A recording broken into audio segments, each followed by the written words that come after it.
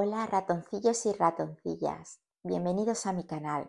Mi nombre es María José y antes de comenzar esta nueva reseña, quiero felicitaros esta fiesta y os quiero felicitar la Navidad. Deseo de todo corazón que disfrutéis de la familia, que tengáis todos a quien abrazar, con quien sonreír. Si tenéis críos, que disfrutéis lo máximo posible con ellos para proporcionarles bonitos recuerdos y vosotros tenerlos también. A los que no, que como yo transitáis estas fiestas tan señaladas en completa soledad, espero que os sea lo más leve posible, que los vacíos no pesen demasiado y os mando un fuerte abrazo, todo mi cariño, todo mi ánimo y 1.000.000 de besos.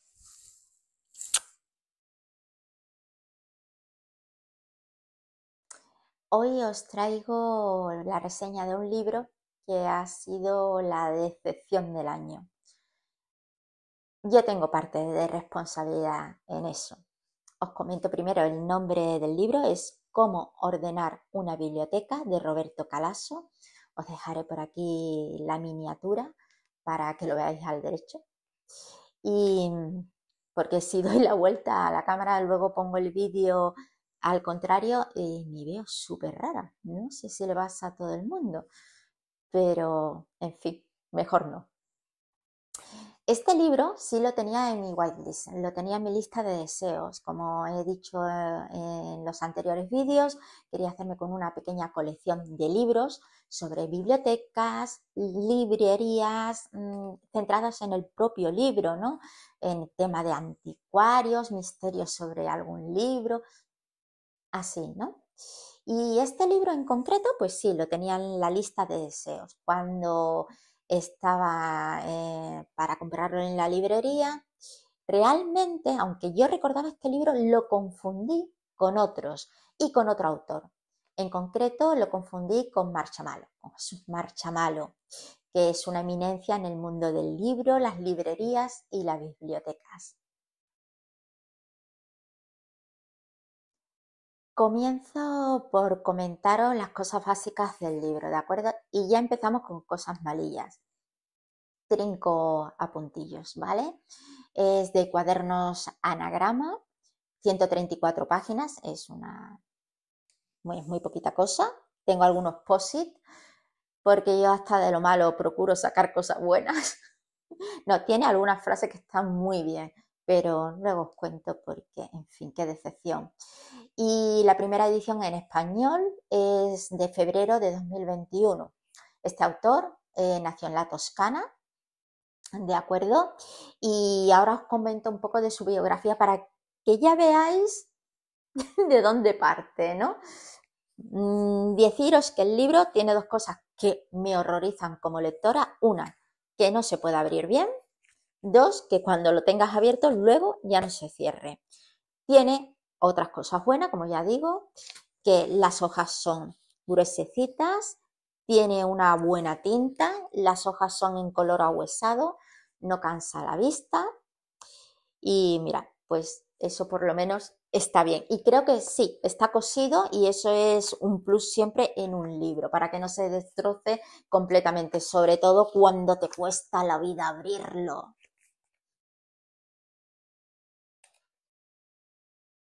Prosigo un poco con su biografía, ¿de acuerdo? Falleció en julio de 2021. Creo que poco antes, fue en febrero, cuando se editó este libro, ¿de acuerdo? Nació en la Toscana, como he dicho, en el año 41. Era escritor y editor italiano. Dominaba los siguientes idiomas: francés, inglés, español, alemán, griego y latín, y también estudió sánscrito. La mayor parte de la traducción de su obra en castellano forma parte del catálogo de la editorial Anagrama. Este señor era de clase alta, muy alta. El abuelo materno era profesor de filosofía en la Universidad de Florencia. Un tío suyo tras la Segunda Guerra Mundial fue ministro de Educación. Su madre era una erudita en literatura alemana especializada en las traducciones de Píndaro y su padre era profesor de Derecho en la universidad y llegó a ser decano.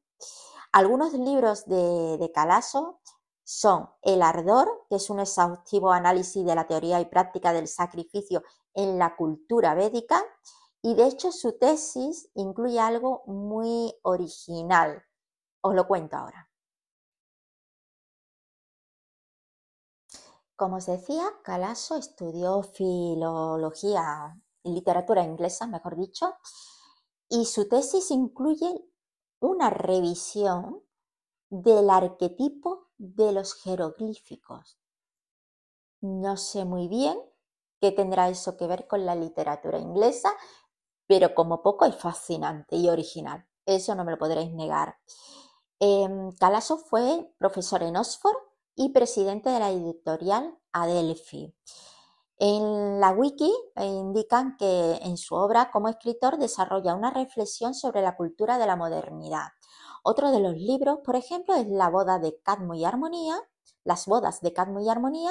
que es un relato de las principales historias de la mitología griega, dirigida al lector contemporáneo, que se considera también como una obra de historia, de antropología, de política y de filosofía, y hasta una guía de viaje. Este señor realmente yo lo definiría como un filósofo. Como escritor tal cual y simplemente no. Y esa definición que yo le aplico se ve muy reflejada en este libro. Ahora voy a comentar por qué lo confundí y con quién lo confundí. Para no alargar mucho, Jesús Marchamalo, como he dicho, es muy conocido en el mundo literario, en el mundo de las bibliotecas. De hecho, si entráis en los vídeos de la Biblioteca Nacional de España, encontraréis entrevistas de él y con él. ¿Qué sucede? Yo estaba muy interesada en los libros de Jesús Marchamalo, en concreto unos que se basaron en unos artículos que él realizó para el ABC Cultural, creo recordar, sí, para el ABC Cultural, donde entrevistaba a diversos escritores contemporáneos y sobre sus bibliotecas particulares. Os comento, es el autor de esta serie, que es Bibliotecas de Escritores, que es un recorrido por las bibliotecas personales de casi 60 escritores españoles contemporáneos. Por el momento dicen que hay 2 libros publicados en la editorial Siruela, top, VIP, mucho dinerito, también os digo, esos libros. He tenido que cortar por el reloj, que siempre tiene que dar las campanadas cuando estoy yo con un vídeo. O soy yo la que me pongo a hacer un vídeo, lo alargo y dan las campanadas, que también. No voy a echarle la culpa al reloj. Siempre hay que tener en cuenta que tenemos responsabilidades, no solamente echarle la culpa a los demás. Bien, otros libros que tiene Jesús Marchamalo, que también me interesan bastante, son Las bibliotecas perdidas, Tocar los libros, Dónde se guardan los libros y Los reinos de papel, Biblioteca de escritores, que son estos libros que digo. Como veis, pues son de los temas que yo quería hacer una pequeña colección. Bibliotecas, librerías, sean ensayos, sean artículos, sean entrevistas, o sean historias de misterios o novelas. Muy bien. Pues yo lo confundí y cogí este libro, pero que lo tenía en la whitelist. O sea, yo reconozco que lo tenía en la whitelist. ¿Y entonces qué pasa? A ver, lo de cómo ordenar una biblioteca, ya os digo que el título es un clickbait. Es un clickbait. Realmente poco tiene que ver con el interior. Y os voy a comentar el prólogo, los voy a leer y vais a ver luego que no tiene mucho que ver. Pues os comento lo que aparece al inicio del libro. Bueno, pues una pequeña reseña de este señor, Roberto Calasso, Florencia, 1941, y residía en Milán, presidente y director literario de Adelphi, y una de las editoriales de mayor prestigio internacional. Yo la acabo de conocer, la verdad. Y una serie de libros que han sido editados por Anagrama. Y luego te aparece un prólogo, cómo ordenar una biblioteca, y indican qué criterio presupone el ordenamiento y la disposición de los libros. Según Calasso, quien intenta ordenar su biblioteca debe reconocer y transformar el mapa mental de sus preferencias y pasiones, enfrentándose a sorpresas y sin esperar soluciones claras. Lejos de decretar un método de clasificación bibliográfica, como las que hay en las bibliotecas públicas, la CDU, el autor ofrece una visión íntima y personal de la bibliofilia. Erudito y fascinante, cómo ordenar una biblioteca es una lección no solo sobre cómo ordenar, sino cómo editar, escribir, comprar, vender y sobre todo leer los libros. Primero, no es un libro. Esto no es un libro. Es una compilación de textos. Como os decía, es una compilación de textos. No es un libro. ¿Tiene un hilo argumental? Hombre, pues no, no tiene un hilo argumental. Y cuando digo un libro no me refiero a que tenga que ser una novela. Es que no ha sido escrito todo a la vez. Han cogido textos de aquí y de allá. Por ejemplo, el último consta de 4 partes. Vamos a empezar por ahí. La cuarta parte es cómo ordenar una librería. 16 páginas. Fue un discurso que dio. La primera parte, que es cómo ordenar una biblioteca, son 60 páginas. Hay partes que están aprovechables, otras no. Y no se sabe si es un libro o un ensayo, porque aquí lo que aparece al final, que dice, fue publicado en una edición novenal por la editorial Adelphi en 2018. No sabemos si es un libro, si es un artículo, si fue un ensayo. La segunda parte, los años de las revistas, infumable, lo siento. Está interesante, pero no me sirve ni para las oposiciones. 46 páginas. No se sabe qué es, si es otro ensayo. Y la tercera parte, nacimiento de la reseña, que son solo 6 páginas, que supongo que es un artículo que aquí aparece que fue publicado en el Corriere della Sera el 19 de julio de 2016. Ese diario donde hablan de Ferrari y los tifosi continuamente. Ya que estamos, meto Fórmula 1. Pues como estáis viendo, pues es una compilación de textos que además fueron escritos en diversas épocas y que el único nexo en común, como podría pensarse, serían los libros, pero ya os digo que hay una parte que son las revistas, el nacimiento de la revista, pero desde su punto de vista, que esto es otra. Por eso hacía hincapié en que era un filósofo, está filosofando, pero lo que me fastidia es que cuando tú utilizas la filosofía es una opinión realmente, no son matemáticas, 2 y 2 son 4. Y este señor, esas opiniones las muestras como afirmaciones en modo sentencia. Luego voy a leer un párrafo que es contradictorio en sí mismo y parece que estás leyendo a un narcisista que te está haciendo luz de gas y te está complicando con una verborrea para liarte y que no te estés dando cuenta que te está embaucando. Anoche yo me quedé pues desde la 1:30 hasta cerca de las 3 y pico tomando apuntes, porque este libro lo leí hace tiempo, o sea, hace tiempo, 1 mes, 2 meses, y tengo libros acumulados que no he hecho la reseña. Entonces suelo ir tomando apuntes para luego hacerlas, pero de este no tomé nada del coraje que le pillé.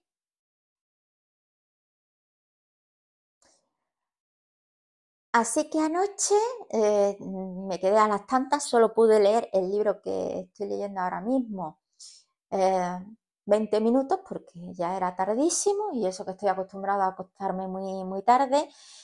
Y, o sea, es que Góngora, os juro que Góngora al lado de este señor es una cartilla de parvulario.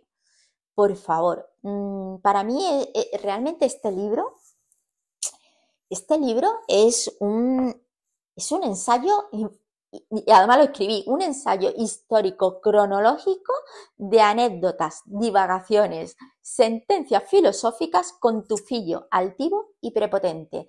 ¿Os acordáis que al principio he dicho provenía de una clase alta? Oye, que no tiene por qué relacionarse siempre, pero es que de verdad, esa altivez, esa prepotencia, esto es lo que yo digo, pues mira chicos, no. Esto que es como dice Miguel Ángel Cajigal, el barroquista, y ojo que a mí los textos estos, a mí no me dan miedo. O sea, a mí una prosa complicada, para nada, me encantan. Yo soy barroca, orgullo barroco forever and ever. Y como dice Miguel Ángel Cajigal en su primer libro, no pasa nada si no te gustan las meninas. Esto es cuestión de opiniones y de gustos, los libros y el arte. Su prosa es barroca, es prolija, es filosófica. Realmente, cuando yo compré el libro, y error mío, creía que era el libro de Jesús Marchamalo, uno de los libros de Jesús Marchamalo, confundí los nombres y creía que iba a ser algo más práctico, más funcional, donde, no sé, dijesen anécdotas de, pues de eso, de cómo ordena la gente su biblioteca, su librería particular y tal. Cuando tú lees esto, es un ensayo metafísico. Claro, mis expectativas chocan con la realidad y todavía me gusta menos. Por eso creo que lo cogeré pasado un tiempo, cuando ya las expectativas se hayan disuelto, disipado, y lo cogeré con otra visión y con otro ánimo. Pero realmente el libro pues no se adecuaba a lo que yo estaba esperando, a lo que yo deseaba. Error mío, pero es que tampoco tú puedes decirle el libro a esto y cómo ordenar una biblioteca cuando de ordenación de bibliotecas no te cuentan nada. Otro de los errores que tiene este, vamos a llamarle el libro, venga, es que el autor nos da datos que son solamente cercanos a él. Me explico. Como decía este señor, es muy localista en su narración. Empieza a comentar anécdotas cercanas a él, en las cuales se basa toda su disertación en cualquiera de las 4 partes del libro, y empieza a mencionar personajes. Lo digo lo de personaje porque lo conocerán en sus casas a la hora del almuerzo. Yo no los he escuchado en mi vida, ¿no? Y lo peor es que extrapola esas anécdotas personales al resto. Por ejemplo, el nacimiento de la revista. Él dice que nace mmm, a través de tal persona en estas circunstancias. Es que a lo mejor en otra punta del mundo ya también había nacido la revista. O sea, porque tú solo conozcas ese hecho, no lo puedes establecer como el inicio de algo. No sé si me estoy explicando, pero es que para entender al colega también se las trae. Entonces este señor nombra a muchas personas, en algunas ocasiones sin apellido. O sea, un tal Benjamin, ¿no? Cita. Hay una cita de un tal Benjamin que no sé quién es. Benjamin Franklin, o sea, ¿quién es? No sé quién es. Tú los conoces, pero yo no. Pero va dando por hecho que nosotros sí los conocemos. Claro, ¿qué sucede cuando empieza a hablar como si nosotros supiésemos quiénes son? Como si hubiésemos estado presentes en esas anécdotas, que te pierdes. Entonces, yo no sé si la editorial ha extrapolado, no, escogido ciertas partes de algunas obras, no las obras enteras, y nos hemos perdido el contexto que necesitamos para entenderlo. Entonces, claro, mmm, vuelvo a repetir, se enrosca en el lenguaje, en un montón de fechas, de menciones a personas que ni te suenan. Todo es muy localista, a lo mejor, por ejemplo, creo que trata durante mucho tiempo una biblioteca de Alemania, y todo el tiempo sobre eso, y da por cierto su filosofía, basándose en esa biblioteca en concreto. Oye, perdona, es que cada biblioteca es un mundo y cada país es un mundo. Entonces, es como muy egocéntrico también. No solamente es esa altivez, esa prepotencia, sino también ese egocentrismo. Es lo que yo digo porque yo lo he vivido así con esta serie de personas. Eso no es extrapolable. Esa es tu vivencia y tu interpretación de tu vivencia. Yo de este libro sobre todo me sobra la parte de las revistas. Es infumable, sinceramente. O sea, como curiosidad, si en algún momento quieres saberlo, pues muy bien. La reseña, que lástima, es muy poquito, pero es muy curioso, según él, cómo nacen las reseñas, eh, porque al principio del capítulo pone como fecha de nacimiento el 9 de marzo y es mi cumple. Cuando yo compré el libro ni tenía ni pensamiento de hacerme este canal y estoy haciendo reseñas, entonces yo creo en las señales, en las sincronicidades y digo, cuando anoche volví a repasar el libro, digo, fíjate qué cosas, en fin, si crees en eso. Tiene párrafos que están muy bien. Por ejemplo, uno positivo en el cual yo coordino, al menos en los libros de trote, que siempre he desconfiado de quienes quieren conservar los libros intactos, sin ninguna marca de uso. Son malos lectores. Toda lectura deja una marca, aunque no quede ningún signo visible en la página. Un ojo experto sabe enseguida distinguir si un ejemplar ha sido leído o no. Y trata sobre los diferentes tipos de señales que se pueden hacer en un libro de forma imperceptible y demás. Como digo, hay trozos que son salvables y que están bastante bien. Como os decía, realmente no tiene una practicidad, no es una funcionalidad, el libro realmente es un tratado, por decirlo así, una visión filosófica de cómo se ordenan las bibliotecas. Tampoco habla mucho de la ordenación, francamente. Entonces hay frases como la forma en que la literatura se teje en el cerebro es una versión impalpable de esas redes neuronales que causan la desesperación de los científicos. Es una frase bonita, en efecto es así, pero luego hay otras que no se sostienen. El lector verdadero está siempre leyendo un libro, o dos, o tres, o 10. Cierto, yo no sé cuántos libros tengo abiertos, que luego cuando voy a poner el punto de libro, el separador de hojas, nunca encuentro ninguno porque están en libros que he empezado y ahí quedaron. Y la novedad llega como una molestia. La novedad, un nuevo libro, llega como una molestia. ¿Perdona?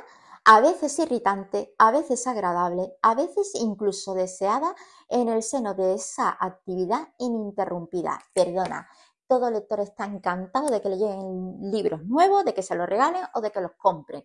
¿Cómo que es una molestia? Y si es una molestia, ¿cómo va a ser luego deseada? ¿De qué me estás hablando? ¿What? Bueno, lo siento, mis vecinos son pisopatera, literalmente, entonces ya están dando por saco. Si escucháis ruido, son ellos. Menudas navidades me queda a mí con esta gente. Si ya de normal está hasta las 2:30 con el reggaetón, en fin. Otras frases así que tú dices, vale, porque además son muchas frases de otros autores, pero de hace 2 siglos. Entonces te quedas como, esto como lo encajas a día de hoy, no me está sirviendo. Es que parece que la editorial quería aprovechar jugo ya de este autor, de este escritor, y diría, antes de que se lo verían venir, porque murió a los pocos meses. Siento este inciso luctuoso, pero es que parece que era así, ¿no? Entonces dice, el orden de una biblioteca no encontrará nunca, no debería encontrar nunca una solución, simplemente porque una biblioteca es un organismo en permanente movimiento. Cierto, vamos, que no me vas a decir nada de cómo hay que ordenarla.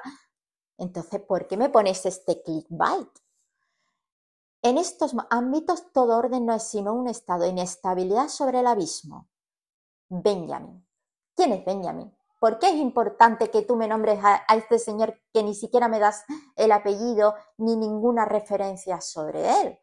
O sea, será tu amigo, pero yo no le conozco de nada. Y ahora sí el final, porque me está dando problemas ya la memoria del móvil, por no hablar de los vecinos también. La última parte habla sobre cómo ordenar las librerías, es un discurso, habla de Amazon, de ebook, pero claro, ya han pasado 4 o 5 años, sabemos cómo funciona esto, a la rapidez que va y vuelve a ser desde un punto muy personal suyo, muy filosófico, muy metafísico, que a la hora de plasmarlo en la realidad y ser funcional y ser práctico, pues no tiene base. Es simplemente una opinión, aunque él se empeñe una y otra vez en que eso es ley y es sentencia. En fin, no os doy más la chapa con este vídeo, con esta decepción del año. Hay otra de psicología que tal vez haga reseña también, que espero que si alguien ha llegado al final, pues se le ha gustado, pues que le dé a like, que se suscriba también y si me deja una opinión, pues muchísimo mejor. Muchas gracias a todos. Felices fiestas. Besitos.